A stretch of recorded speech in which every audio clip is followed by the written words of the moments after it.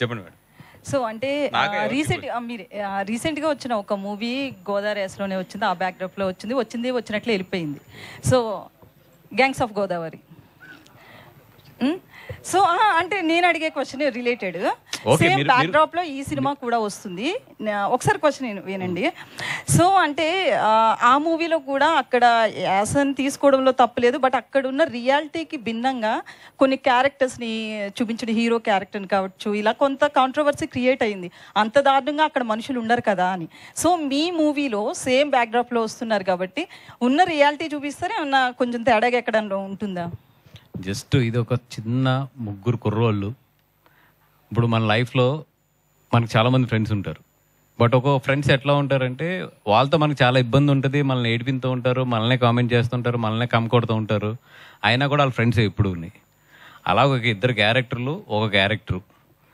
Just నా college డేస్లో కానీ మా స్కూల్ డేస్లో కానీ ఫ్రెండ్స్ అందరం కూర్చుని ఎంత అల్లరి చేసుకునేవాళ్ళం. అల్లరి ఈ సినిమా తప్పితే దీన్ని పెద్ద ఎక్కువ క్యాలిక్యులేషన్లో పెద్ద ఇంత తీసి చేయలేదు. దానికి నాకు తెలిసిన తను పుట్టి పెరిగిన ఊరు అమలాపురం. వాళ్ళ ఫ్రెండ్స్ మధ్యలో సిచ్యువేషన్ తీసుకుని ఒక నీట్గా కట్ చేశాడు అంతే. అంటే ఆ డైరెక్టర్ కూడా మాది అదే జిల్లా అని ప్రతి ప్రెస్ మీట్లో చెప్తూనే ఉన్నాడు. ఒక్క నిమిషం అండి, ఇది ఆయ్ సినిమా ప్రెస్ మీట్. మీరు ఆయ్ సినిమా గురించి ఎంత మాట్లాడండి, నేను చెప్తాను. మూవీ రిలీజ్ అయ్యాక మీరు మళ్ళీ దొరకరు కదా అడుగుదామంటే. అసలు మీరు అడిగే సినిమాకి నాకు ఎటువంటి, నేను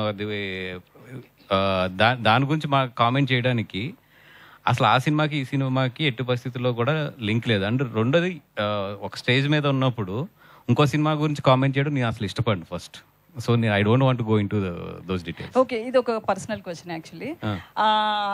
అల్లు అర్జున్ నంద్యాల వెళ్ళినప్పటి నుంచి కూడా అల్లు ఫ్యామిలీలో, చిరంజీవి ఫ్యామిలీ చాలా ప్రాబ్లమ్స్ అంటే ఇష్యూస్ వస్తున్నాయి, పెద్ద అటాచ్మెంట్ లేదు, తగ్గింది, ఇదంతా అంటున్నారు. దీనికి మీరు పర్సనల్గా ఏం చెప్తారు?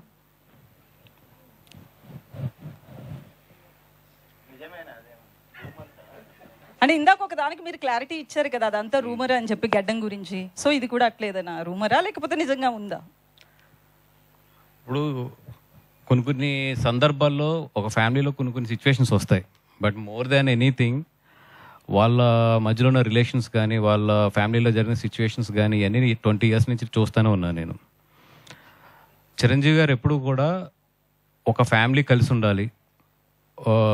ఎందుకంటే ఇప్పుడు ఆయన బెంగళూరుకి ఆయన సంక్రాంతికి మొత్తం ఫ్యామిలీని అంతా కూడా పట్టుకెళ్తారు.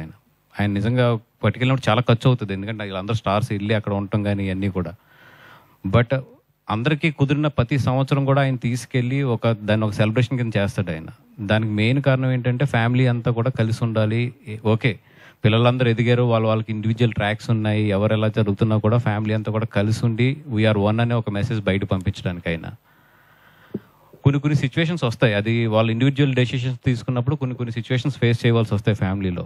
అంత మాత్రాన ఇప్పుడున్న ఏదో తాత్కాలిక ఎమోషన్స్ వీటిని తీసుకుని ఈ మెగా ఫ్యామిలీ అనే దాన్ని ఇక్కడ ఈ present situation point of view చూడటం అనేది నాకు ఎందుకో పెద్ద తెలివైన డెసిషన్ అనుకోను. ఎందుకంటే I know them very well. వాళ్ళ బాండింగ్స్ ఎట్లా ఉంటాయి, ఒక సిచ్యువేషన్ వస్తే ఒకరికొకరు ఎలా నిలబడతారు, ఒక సిచ్యువేషన్లో ఒక సిచ్యువేషన్ చాలు ఇవన్నీ తీసేసి మేమందరం ఒకటి అని చెప్పడానికి. Just I'm waiting for that time అంతే. అండ్ బట్ మేమందరం కోరుకునేది ఒకటి ఏంటంటే, వాళ్ళని చిన్నప్పటి నుంచి చూసాం కాబట్టి ఫ్యామిలీని అందరినీ కూడా మేమందరం కోరుకునేది ఏంటంటే ఈ ఫ్యామిలీ ఎప్పుడు బాగుండాలి, బాగుంటుంది కూడా. ఇవన్నీ జస్ట్ పాసింగ్ క్లౌడ్స్ అంతే. నితిన్ గారు